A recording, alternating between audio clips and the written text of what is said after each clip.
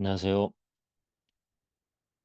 자, 이번에는 여러분하고 상장회사에 대한 특례를 한번 볼게요. 이 상장회사 특례는 일반 우리 배우고 있는 어, 비상장회사의 그죠? 거기에 대한 특별한 규정으로서 제도는 거의 유사한데 요건이라든지 이 내용이 조금 다른 부분이 있어요. 이런 부분들이 이제 시험에 나오니까 살펴보도록 하고요.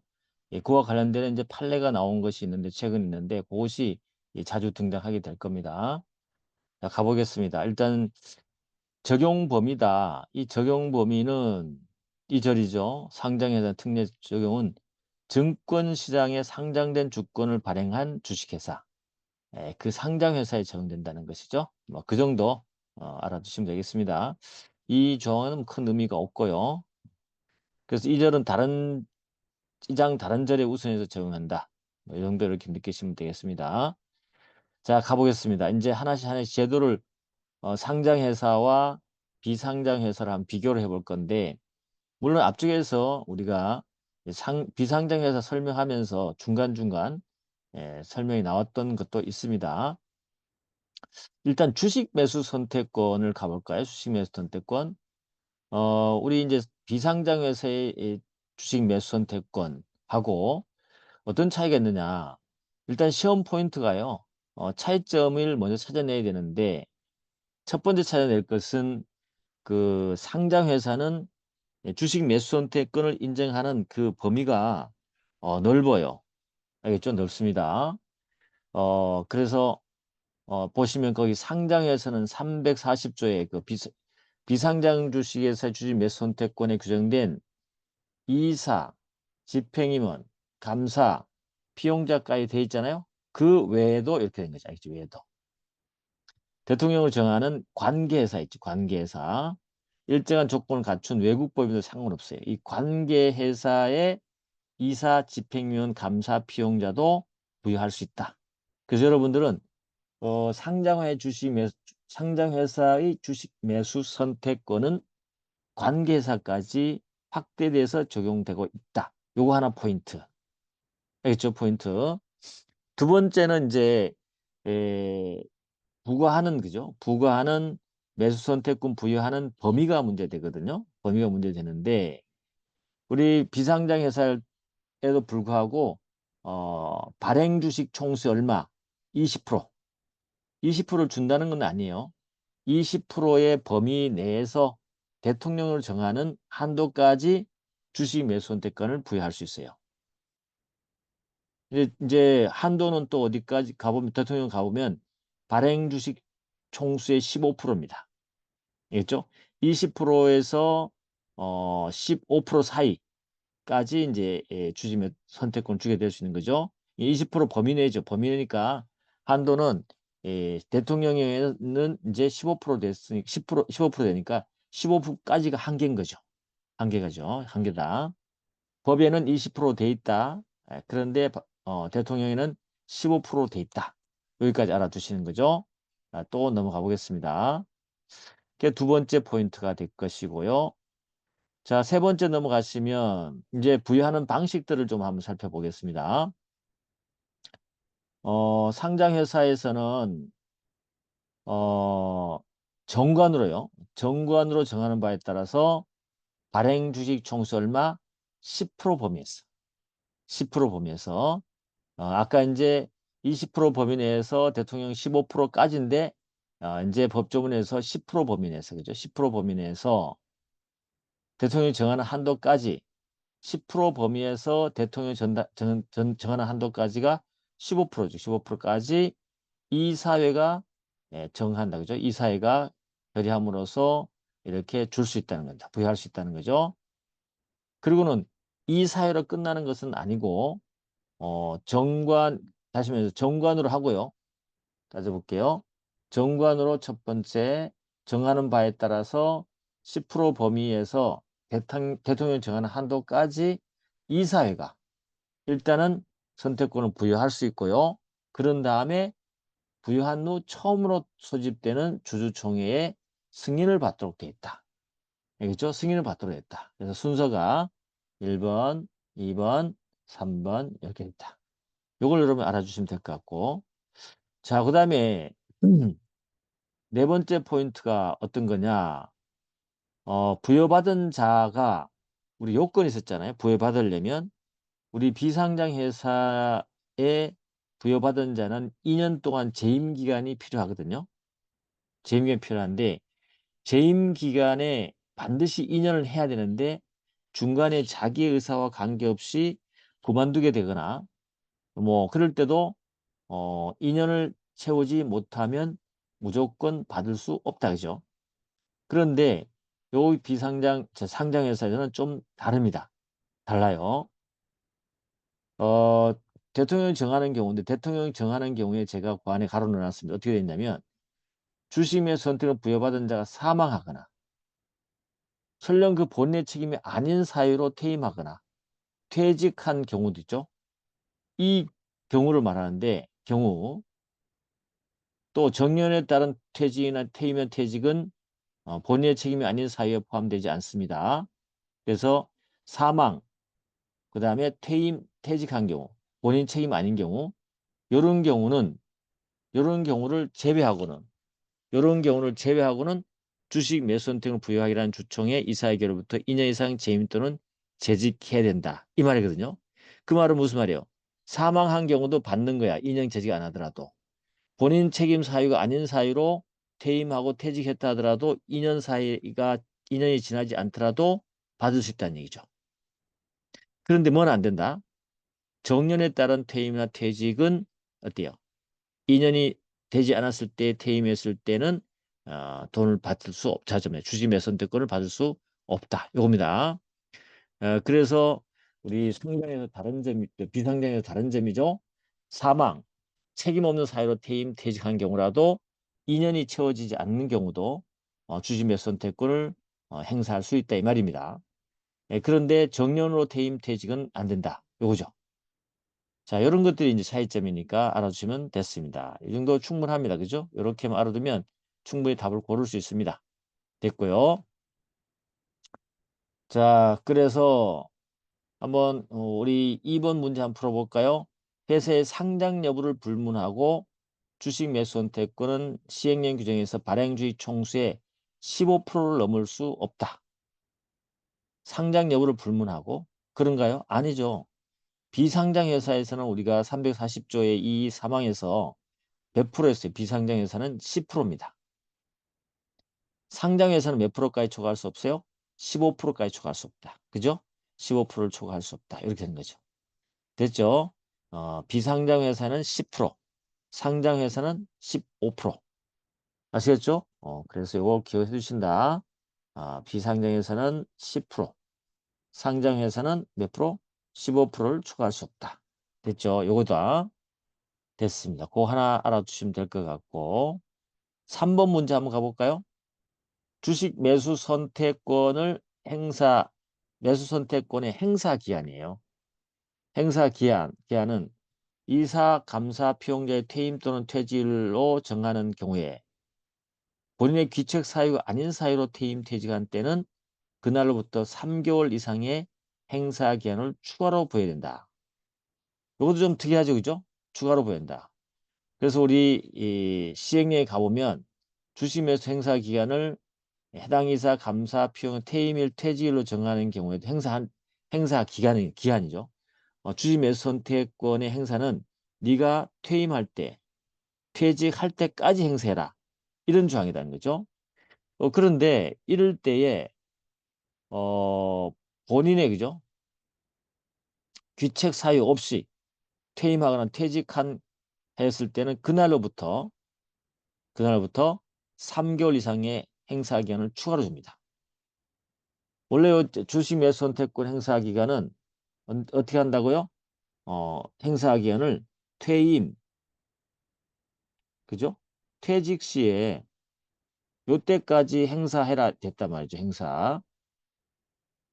알겠죠? 행사해야 되는데 이 퇴임 자체가 본인의 귀책 사유가 아닌 거로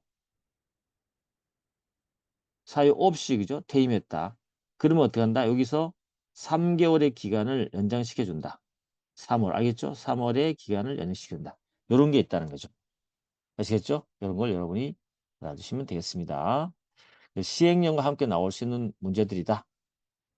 됐고요. 그 다음에 이제 주주총회 소집이다. 총회 소집이다. 요거는 이제 우리가 비상장 회사는 다시 말해서 소수 주주가 주총회 임시총회 소집할 수 있잖아요. 예, 그리고 서면이라든지 통지 발송해야 되는데 상장회사는 좀 특징을 두고 있어요. 의결권 있는 발행 주식 수의 총수의 100분의 1 이하에 100분의 1입니다. 100분의 1 이하. 발행 총수의 100분의 1 이하 주식을 소유하는 주주에게 정관이 정하는 바에 따라서 주총회 2주 전에 주총회를 소집하는 뜻과 둘 이상의 일간 신문에 공고한다. 공고제도가 있다는 걸 좀 알아서 알겠죠? 공고제도가 있다는 거.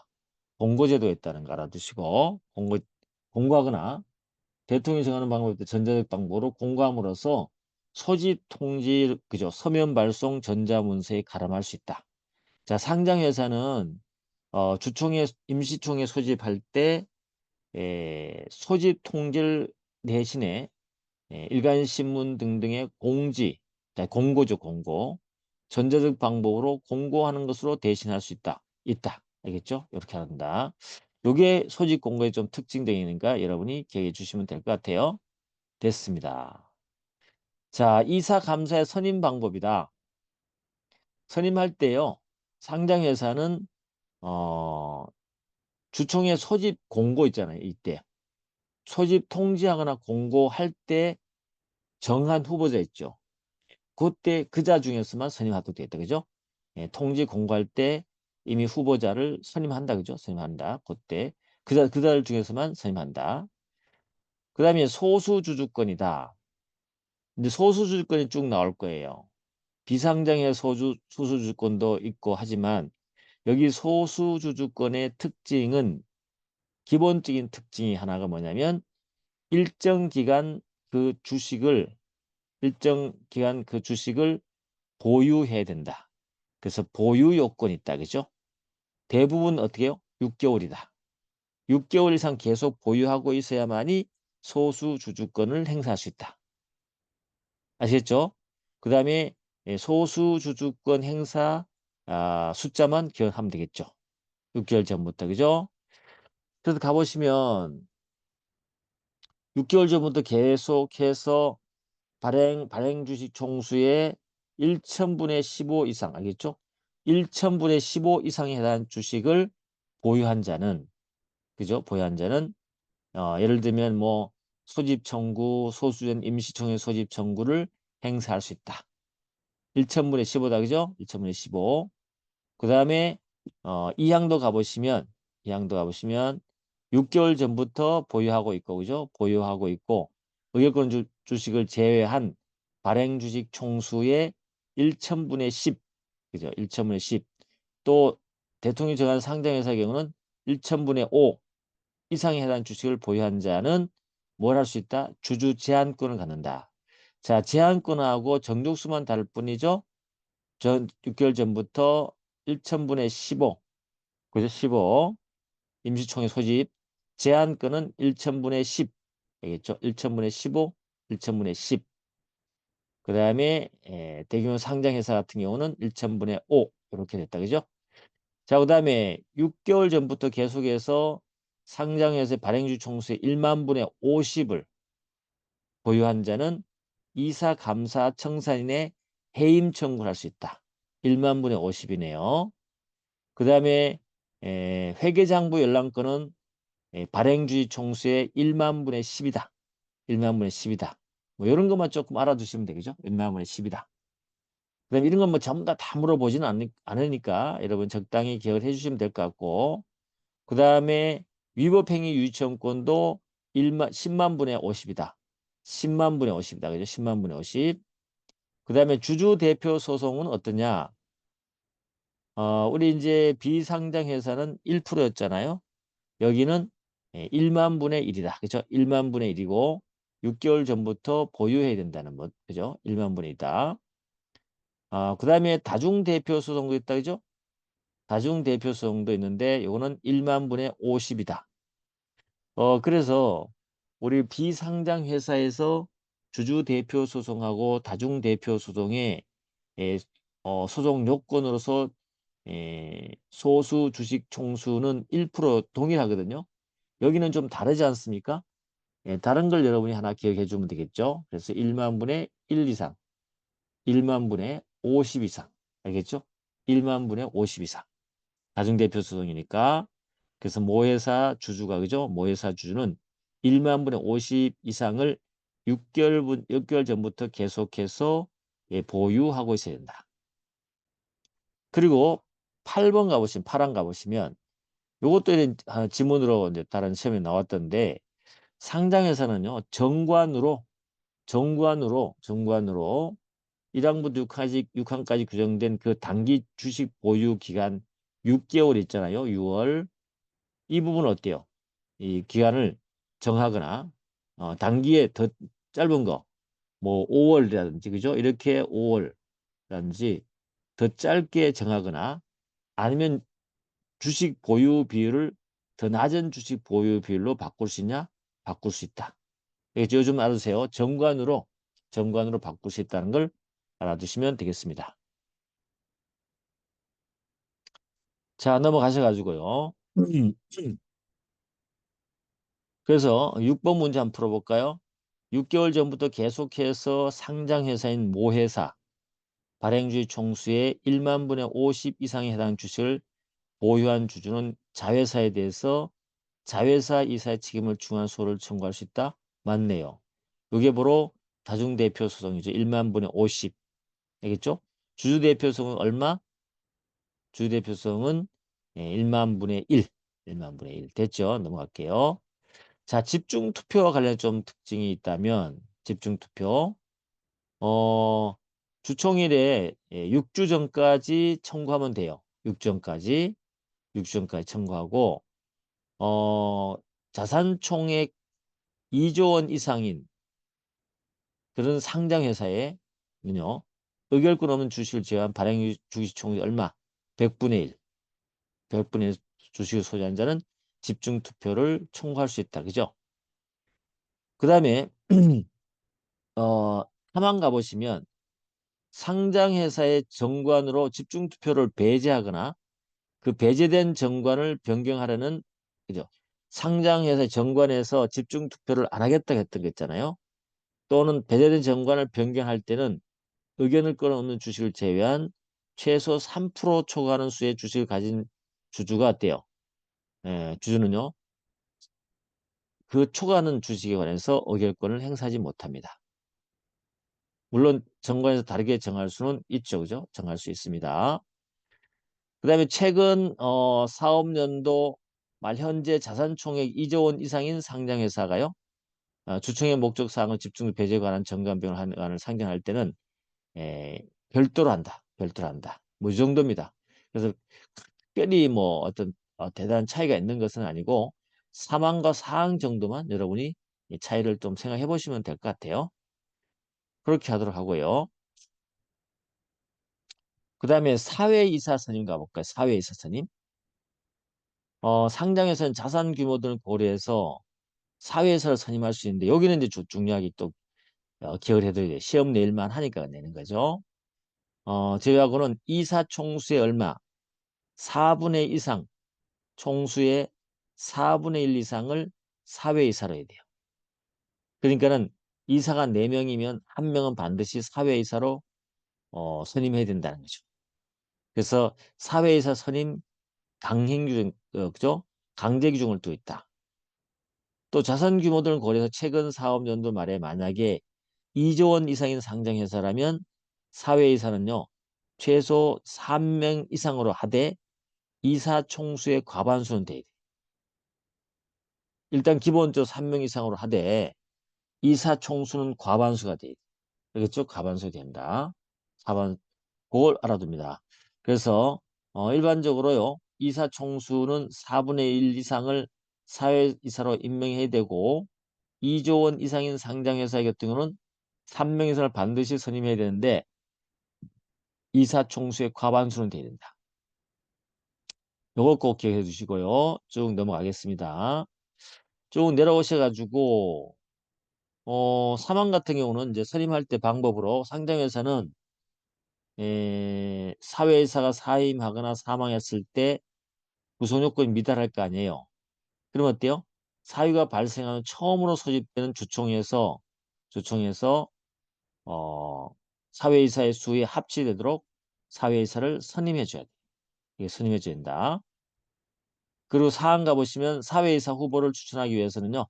사회이사 후보 추천위원회 있죠. 이걸 반드시 의무구제입니다. 설치해야 됩니다. 그리고 사회이사 후보 추천에는 사회이사가 총위원 과반수가 되도록 구성해야 된다.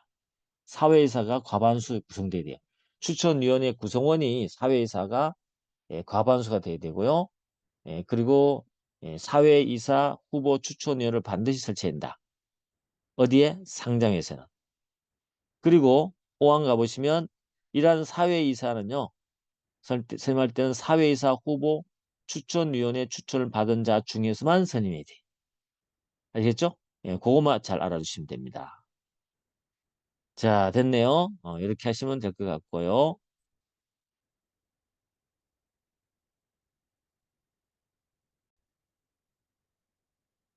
됐고요. 그리고 문제를 이제 법원직 문제 하나 나왔었네요. 상장 회사는 대통령 등하는 경우를 제외하고는 이사 총수의 3분의 1인가요? 아니죠. 4분의 1 이상을 사회에 낸다. 그런 뜻입니다. 자, 그다음에 주요 주주 등 이해관계자와의 거래. 주요 주주 등이죠.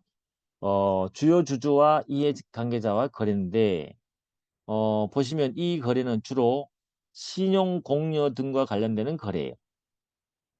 그래서 다음 각호에 해당한 자를 상대방으로 해서 신용 공여 등이니까 경제 이 신용 공여라는 것은 금전 등 경제적 가치가 있는 재산을 빌려준다든지 채무 이행을 보증해 준다든지 이런 것들 있죠. 이런 거래를 하면 안 돼요. 회사는 상장회사는요. 특히 주요 주주 특수관계인들하고 있죠. 하면 안 되는 거죠. 하면 안 돼요. 그 다음에 이사, 이 집행임원하고 거래를 해도 안 되고요. 감사하고 거래를 해도 안 돼요. 알겠죠? 그렇지만 이제 이 항에 가보면 예외 규정은 두고 있습니다. 뭐 그건 상관없어요. 그 다음에 또 이렇게 하려는 자는요. 금지되는 행위를 하려는 자는 이사회 승인을 받아야만이 가능해요. 이사 승인 받아야 가능해요. 그 다음에 이사회 승인 받고 상장회사는 이사회 승인 결의 후 처음 소집되는 정기주총에 보고하도록 돼 있다. 우리 여기에 이제 비상장 회사에서 이사 등 회사와 거래와 거의 같은 제도인데 좀 다르죠, 그죠? 물론 이사회 승인 받는 것까지는 좋은데 주총에 보고한다는 제도도 있고요. 그런 것들이 있습니다. 됐죠? 그리고 신용공여라고 딱 정해주고 있죠, 그죠? 신용공여 등이지만 신용공여 딱 정해져 있어요. 그 다음에 사망에 불구하고 일상적인 거래 같은 경우 이런 거는 보고하지 않아도 됩니다. 주총에 보고하지 않아도 된다. 그런 문제입니다.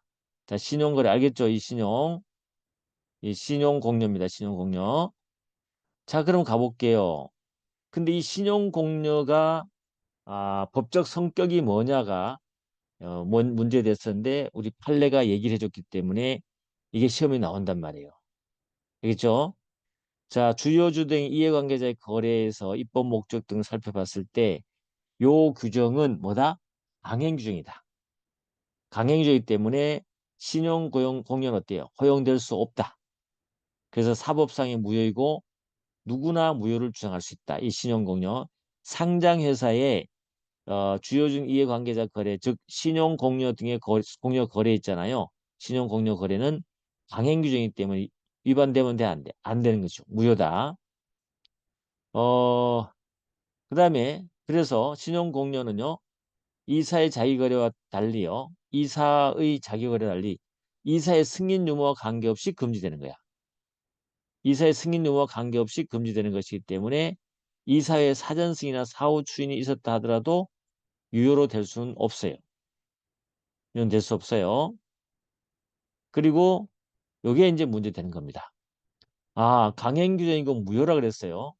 그런데 신용 공여를 한 것을 몰랐어요. 예를 들면 갑이라는 상장회사가 특수관계인 A에게 이렇게 신용 공여를 했단 말이죠. 근데 이 신용 공여한 사실을 제3자인 K가 있었어요. 근데 이 공여 사실을 알지 못했어요. 알지 못했고 중대한 과실이 없었어요. 고의였고 중과실이 없었어요. 이랬을 때 이거 신용 공여 자체가 만약에 무효가 된다. 우리 법에서는 무효잖아요. 무효가 됐을 때 이 무효를 K한테도 주장할 수 있냐 이 말이에요. 제3자. 왜? 왜냐하면 주장할 수 없다고 볼 수 있겠죠. 왜? 강행 규정이고 절대적으로 무효를 받기 때문에. 그런데 우리 판례는 요 판례입니다. 21년 판례가 바로 그래서 중요한 거죠. 아무리 이게 무효이고 절대적인 그런 것이라 하더라도 이 K라는 상대방 제3자는 이들이 신용 공유하는 데 대해서 일일이 확인하고 찾아보고 확인할 그죠? 그렇게 하기가 쉽지 않다는 거죠. 그래서 우리가 이 K에게까지 이러한 그 신용 공유 있는지를 조사 확인할 의무를 부담시킨다든지 이러한 상거래 신속성, 거래 안전 부분에는 어때요? 문제가 생기겠죠. 그래서 설령 강행법규인 이런 신용 공유 규정이라 하더라도 이에 대해서 알지 못했고 알지 못한 데 중대한 과실이 없을 때는 제3자에 대해서 뭐 한다? 무효를 주장할 수 없다. 예상 문제입니다. 알겠죠? 무효를 주장할 수 없다. 예상 문제다. 이렇게 여러분이 알아주시면 되겠습니다. 자, 됐네요. 신용공여와 관련된 판례가 최근에 나왔다는 것을 여러분이 인식하시면 될 것 같습니다.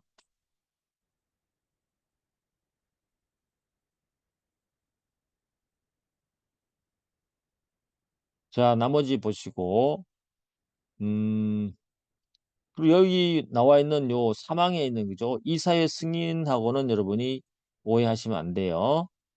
어, 다음에 각 호의 거래가서 거래할 수 있는 것을 신용 공유가 아닌 다른 것을 일정 기간 이렇게 뭘 주고 있습니다. 요렇게 요런 경우는 있죠. 요런 경우는 뭡니까? 이사의 승인 받고 거래할 수 있도록 해놨단 말이죠. 요걸 말하는 것이 앞쪽에 1항에 신용 공유가 아니에요. 신용 공유가 아닌 요러한 것들 있죠. 요런 요건에 맞는 것들은 어때요? 이사의 승인을 받고 주총에 보고를 해서 거래할 수 있다 이 말입니다. 됐죠? 예. 그 다음에 일상거래도 보고하지 않고 할 수 있죠? 일상적인 거래도 보고하지 않고 할 수 있다. 그죠? 여기 일상적인 거래. 요거하고 위에 있는 신용 공유 달라요. 지금 다르니까 다르게 보셔야 됩니다. 자, 넘어가겠습니다. 그 다음에 나올 문제 받고 상근감사가 시험에 나와요. 상근감사. 상장에서는요. 상근감사가 있어야 되는데 일정한 반드시 의무 규정을 두고 있습니다. 자산총액이 1천억 원 이상인 상장에서는 주총의 결의입니다. 그것도 주총의 결의로 상근감사를 한 명 이상 둬야 됩니다. 반드시 그죠? 한 명 둬야 됩니다. 물론 이제 감사위원회 설치한 회사는 그렇지 않겠지만요. 그렇게 여러분 알아주시면 될 것 같아요. 그래서 한 명 이상이다. 그죠? 어. 자, 그다음에 감사위원회는요. 감사위원회도 우리 비상장 회사는 감사와 가름해서 설치한다 그랬잖아요. 여기서는요. 이 자산 총액이 2조 원 이상인 상장 회사는요. 감사위원회가 의무조항이다. 알겠죠? 감사위원회가 의무조항이다.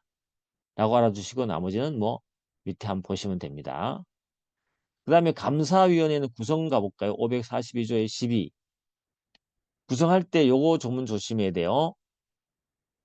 일단은 우리 감사위원회 위원을 선임하거나 해임하는 권한은 누구한테 있다? 해임하는 권한은 주주총회에 있습니다. 알겠죠? 감사위원회 위원을 선임 해임하는 것은 우리 상장회사에서는 주주총회에 있다. 우리 비상장회사에서는 선임 해임은 우리가 이사회죠. 그죠? 그 이사회 선임할 때는 이사의 과반수, 그다음에 해임할 때는 3분의 1로 해임한다는 거 봤을 겁니다. 근데 여기 이 상장회사 같은 경우는 주주총회에서 한다는 거 알아두시고 주총에서 선임된 이사 중에서 감사위원을 선임하면 돼요. 이사 중에서 뽑는 거잖아. 그죠? 근데 단지요. 감사위원 회원 중 한 명은요. 물론 두 명으로 정할 수 있습니다. 한 명, 그죠? 한 명은 주총의 결의로 다른 이사들과 아예 처음부터 감사위원을 뽑아야 됩니다. 다른 이사를 분리해서 감사위원이 되는 자를 이사로 선임해야 돼요. 그러니까는 한 명 또는 정관에서 두 명 이상 정했다면 그 정한 사람 이런 위원들은요 반드시 다른 이사들과 분리해서 독립적으로 주주총회에서 그냥 감사위원회 위원으로 이렇게 선출해야 된다. 됐죠? 그리고 3번 가보시면 감사위원회 위원은요 다른 주총회죠. 주총회 특별계로 해임할 수 있어요. 그리고 주총계로 다른 이사를 분리해서 선임한 감사위원회 위원은 이사와 감사위원회 위원의 지위를 모두 상실한다. 그죠? 상실한다. 그러니까 해임했을 때는 이 감사위원으로 이사로서 감사위원인 자는 다 지위를 상실한다. 이사와 감사위원의 지위를 모두 상실한다. 그렇게 알아주시면 됩니다. 그리고 여기 감사위원회 구성을 또 여러분이 기억을 해두시면 좋겠습니다. 자, 그 다음에 뭐 발행주의 총수의 3%, 그죠? 스님. 그래서 100분의 3을 초과하는 수의 주식을 가진 주주이죠. 주주는 어, 초과하는 주식에 관해서는 의결권 행사하지 못합니다. 감사위원회 우리 어, 초과하는 부분에서 행사하지 못하는 거 아시죠? 3% 초과되는 부분 똑같습니다. 그 다음에 5항 가보시면 이 감사 상장에서 있죠. 감사 선임 감사의 보수 결정은 상장할 때는 이사 선임 이사 보수 결정하고는 완전 별도로 한다. 아, 그렇네요. 상장회사에서는 감사 선임하고 감사의 보수 결정하고 이사 선임 이사 보수 결정 응한과는 별개로 의결한다. 뭐 그 정도 됐습니다. 그 다음에 542조의 13 준법 통제기준 준법 지원인 있잖아요. 뭐 이거 옛날에 한번 나왔던 거지만 준법 통제에 관한 기준 마련하도록 하고 있습니다. 의무 규정을 두고 있고 상장에서는 준법 통제 기준의 준수에 관한 업무를 담당하는 사람을 한 명 이상 둬야 돼요. 됐죠? 네, 준법 지원인은 한 명 이상 둬야 됩니다. 한 명 두고 준수 여부를 점검해서 그 결과를 이사회에 보고해야 돼요. 또 상장에서는 준법 지원을 임명하려면 이사회 결의가 진다. 알겠죠? 이사회 결의로 임명한다. 그죠? 그리고 변호사 자격을 가진 사람이어야 된다. 그 다음에 임기는 3년이다. 준법 지원인은 상근직이다. 상근직. 뭐 실제 가보면 이게 상근직인데 준법 지원인은 상무급입니다. 상무급. 굉장히 직급이 높아요. 그 다음에 선량 관리자주의 직무를 수행해야 되고 재임 중뿐만 아니라 퇴임 후에도 알게 된 영업상 비밀을 누설하면 안 되는 당연한 거고 독립적 수행 좋고요. 성실하게 해야 되고요. 그 다음에 직무 수행 관련해서 불이익을 당하면 안 되고요. 됐죠? 예, 그 다음에 만약에 이 3년 기간 있죠. 이 3년에 대해서 다른 법에 더 짧은 기간이 있다면 다른 법률에 우선해서 재운다. 그 말은 무슨 말이냐면 이 법이 3년을 한다는 거죠. 다른 법에 만약에 임기가 2년으로 되어 있다 그러면 이 법에 따라서 3년으로 정한다. 이 말이에요. 됐죠? 그런 뜻입니다. 자, 이렇게 했고요. 우리가 이제 상장회사까지 끝냈고 이제 회사법은 여러분 있죠. 거의 다 왔어요. 이제 유한회사만 남았어요. 유한회사만 남았는데 유한회사는 우리가 다음 시간에 한번 또 비교를 해볼게요. 그래서 다음 시간으로서 이 회사법은 마무리 짓게 되겠습니다. 네, 수고하셨습니다.